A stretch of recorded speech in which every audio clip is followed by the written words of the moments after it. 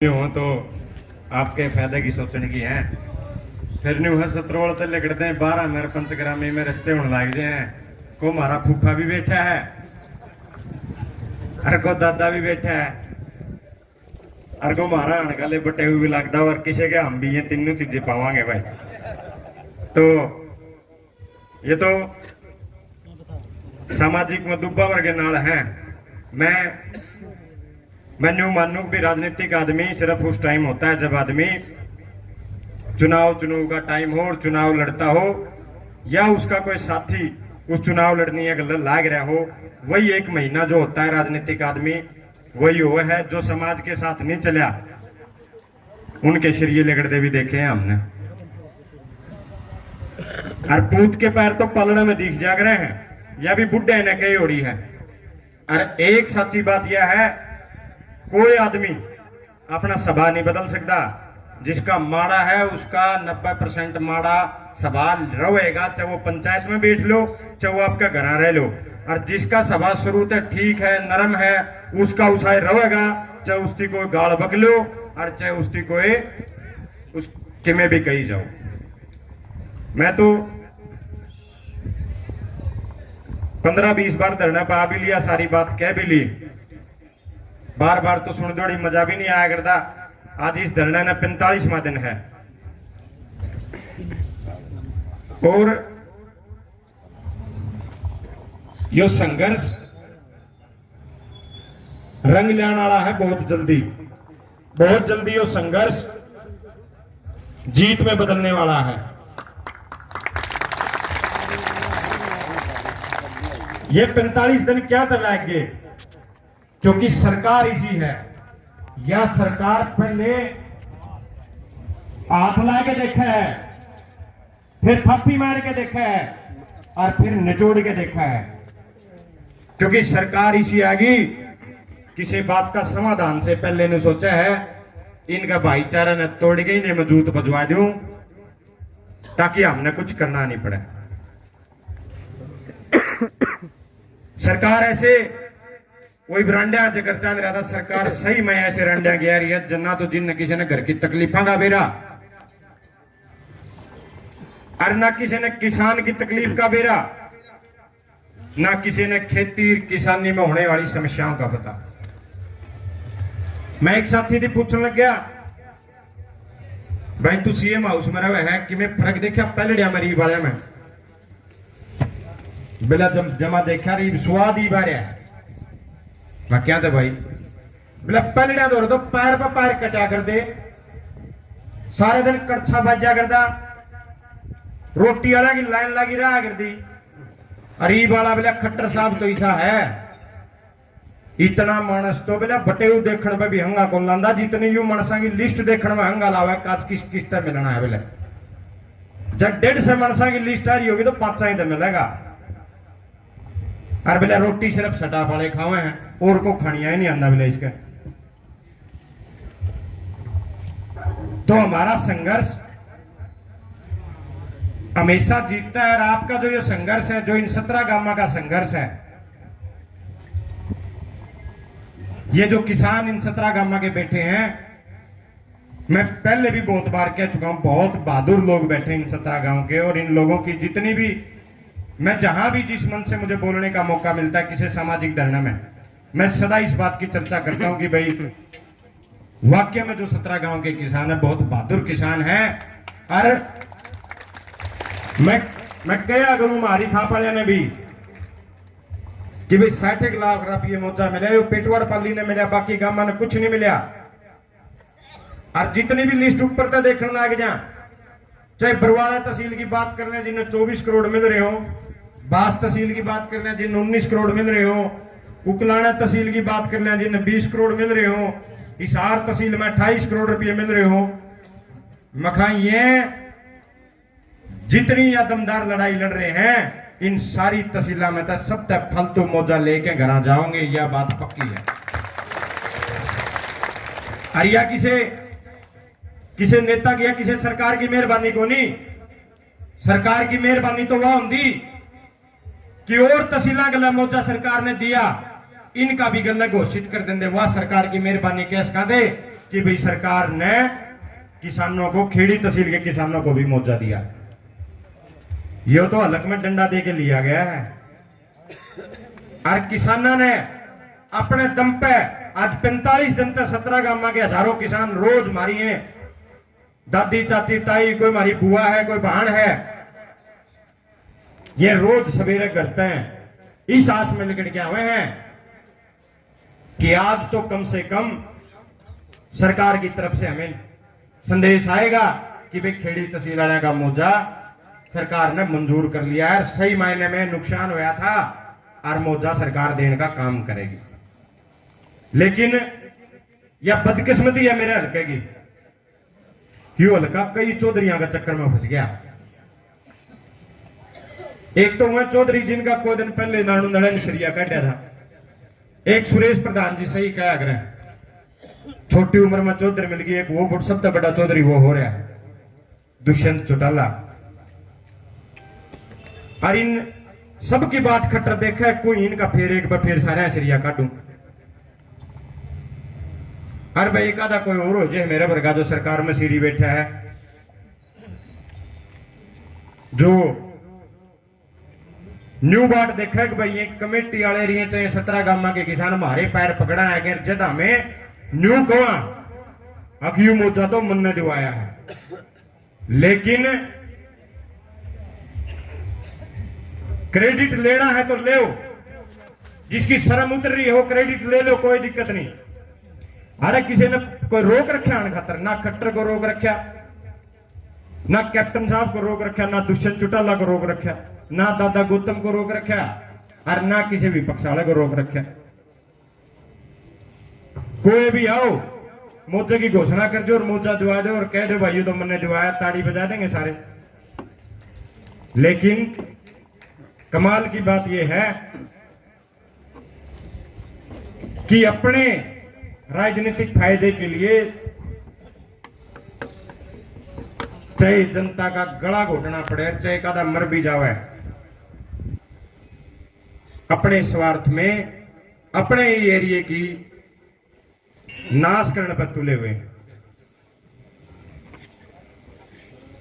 मैं आदरणीय सुरेश कोच जी बैठे, सारी कमेटी बैठी है, एक निवेदन, मैं अपनी एक मेरे मन की बात है, मैं मन की बात कहना चाहता हूं। जब रावण ने सीता को उठाया,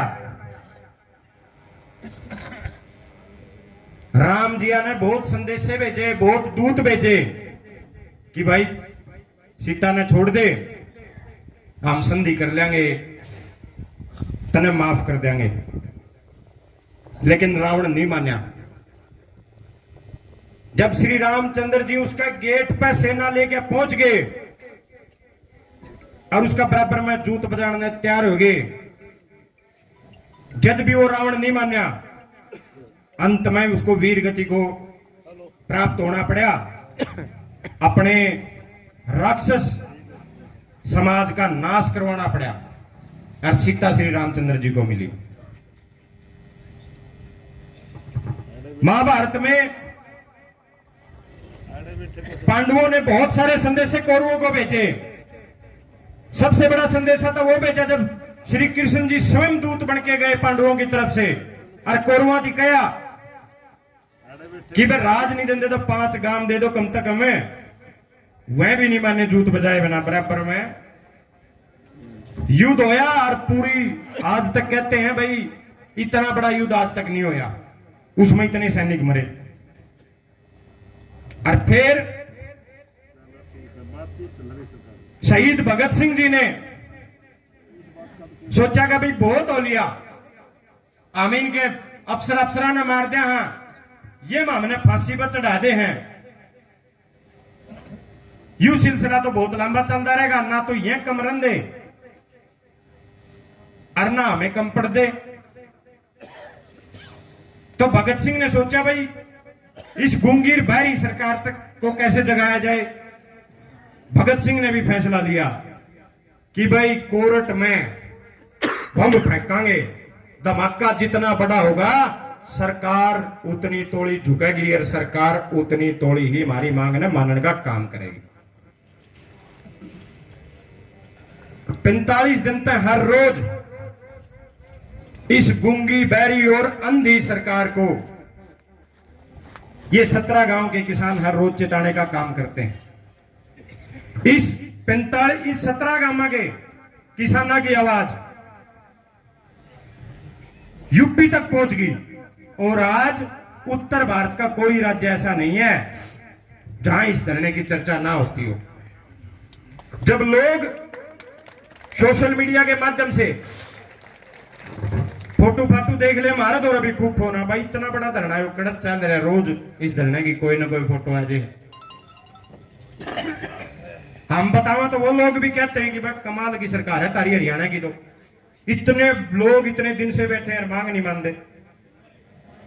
तो मैं तो कमेटी को कहना चाहता हूं, धमाका तो आप रोज कर रहे हो 45 दिन से, जय बमांग नहीं माने तो इस धरने के साथ एक बराबर में धरना कितियां और छेड़ दो, जिस तरह 4 लाइन रोड या कोई नानून जैसा बड़ा सब डिवीजन बंद कर दो, ताकि इस सरकार के मुंह पर तमाचा मारा जा सके। क्योंकि बहुत कोशिश कर ली, जब तक सरकार के कानों में धमाका ऊंचा मजबूत नहीं होगा, यह सरकार सुनने वाली नहीं है।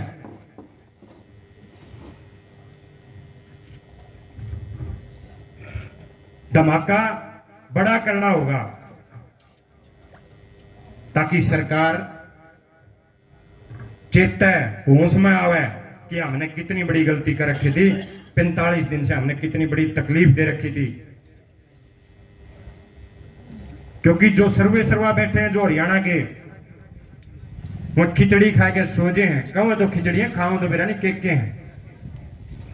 ईब तो है जनता के तो हड्डा न खान लग रहे हैं, पीण खून लग रहे हैं।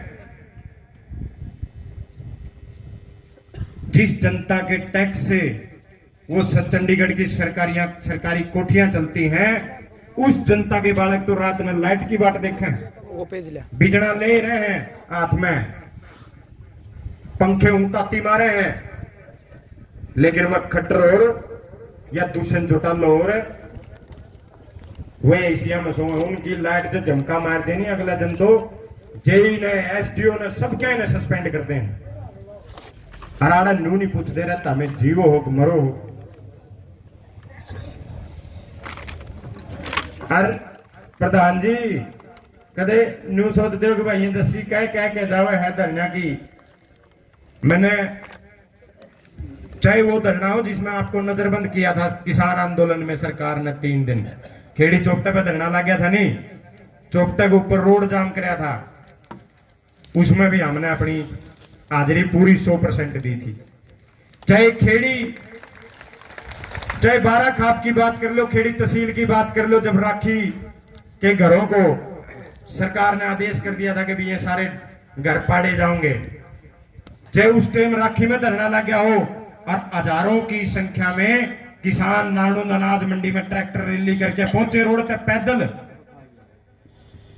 एसडीएम को ज्ञापन सौंपने का काम किया था, तब भी हम उस हजरी में मौजूद थे। चाहे बदपुर टेल पर पानी पहुंचाने की बात हो और उस रजवाए पर खेड़ी का तचाल के उस रजवाए पर धरना चल रहा हो, उसमें हर रोज धरना पर हजरी लाने की बात हो,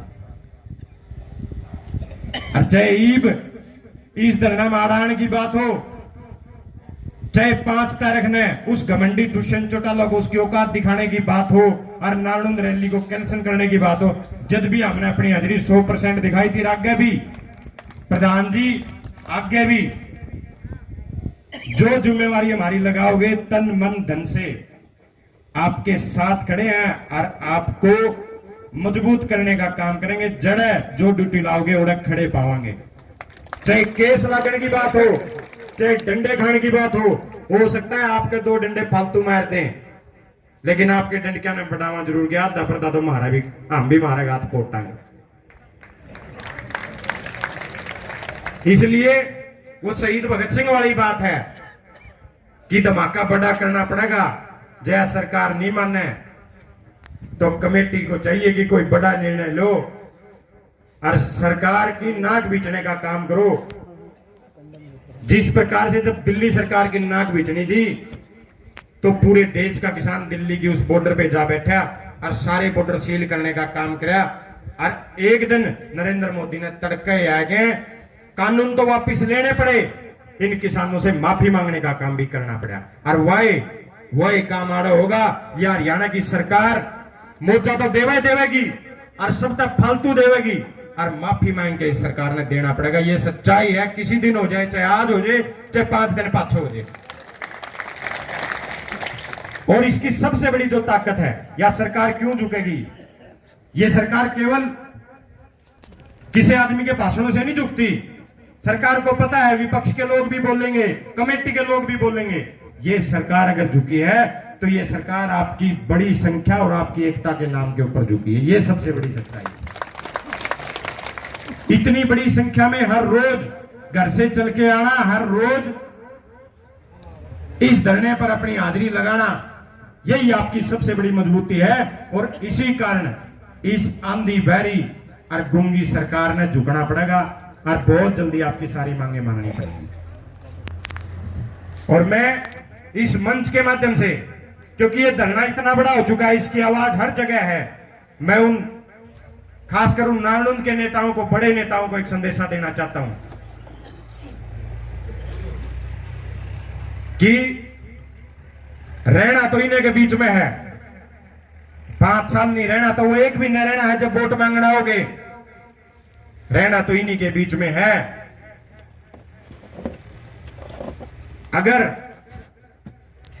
आपके मां बाप सामाजिक हैं, उन्होंने आपको जन्म दिया है और जो परवरिश दी है, थोड़ी बहुत भी अगर उस परवरिश में दम है, तो जो लोग आज बैठे हैं, जो इस धरने के जो साथी यहां बैठे, जो किसान यहां बैठे हैं, जो हमारी माताएं बहन यहां बैठी हैं, उनकी आवाज अपनी सरकार के पास पहुंचाने का काम करो, ताकि आप इन लोगों की नफरत के पात्र ना बनो, इनकी घृणा के पात्र ना बनो।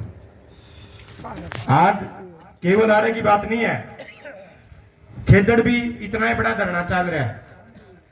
और कमाल देखो, करोड़ों रुपया की मशीन लाके उस गांव ने उस गौशाला में रख दी। अग भाई कोई या केवल उस प्लांट की राख से जब सारे गांव के तड़के कोई बाहर सोंदा तो मुंह काला होया पांदा, कोई लुगाई कुर्ते सुखा देंदी तो वह काले हुए पाया कर दे। सरकार ने समाधान नहीं करया, लेकिन गांव ने सोचा भाई समाधान इसका आप करांगे, सरकार नहीं करती। ये तो आटे खुट्टे रोपे हैं। सरकार होया करे जनता की सेवा खातर, सरकार होया करे जनता के काम करने के लिए, सरकार होया करे कि जनता ने कोई तकलीफ ना हो। लेकिन बड़ी हैरानी की बात है, जब उन लोगों ने सोचा भाई शराब का इलाज सरकार तो कर दी को नहीं, लेकिन हम कर लिया, गौशाला में करोड़ों रुपयों की मशीन लाके डंपर भरने लग गए और थोड़े बहुत उन ट्रैक्टर का पीछे पासे लेके गौशाला का काम सुतरी डाल चलने लग गया। लेकिन इस प्रशासन ने, इस हिसार के प्रशासन ने और इस सरकार ने वह सुहाई को नहीं। जब न्यू हो गया कि भाई गौशाला वाले तो थोड़े बहुत पीछे कमाने लग गए, तो सरकार ने उस राख का जो लोगों के मुंह काले कराया कर दी, उस सरकार का टेंडर दे दिया। इन पीछा पे गौशाला का गांव का कोई हक नहीं है तो मारी। अरे तारी थी तो उस दिन कर देंगे उस राख का इलाज, जिस दिन वह गांव ने सेधन लाग रही थी, बीमार करने लाग रही थी, सारी चीज काली हुई पाया करती, उस दिन कर देंगे इलाज। लेकिन नहीं, जब न्यू हो गया नहीं भैया गौशाला चलने लगी, उसमें गौशाला में हजारों गायें और उस गौशाला की व्यवस्था ठीक बनने लगी, तो इस हिसार प्रशासन ने आटी लाठी गेड़ के उसके टेंडर करने चाहिए। और ये महाराले नेता तो पाड़न में बहुत ज्यादा भरोसा करें। 2 बालक रहे प्रधान जी उस दिन आप कह रहे थे भाई सतरोल में तो बड़े बड़े नाम हैं, इन बड़े बड़े नाम तो पहला तो सतरोले 2 फाड़ करी थी, 2 साल पहले आपने इस बात का ही बेरा, पहले तो इस सतरोले की 2 फाड़ करी। ईब आपके साथ में एक धरना शुरू हुआ था बास,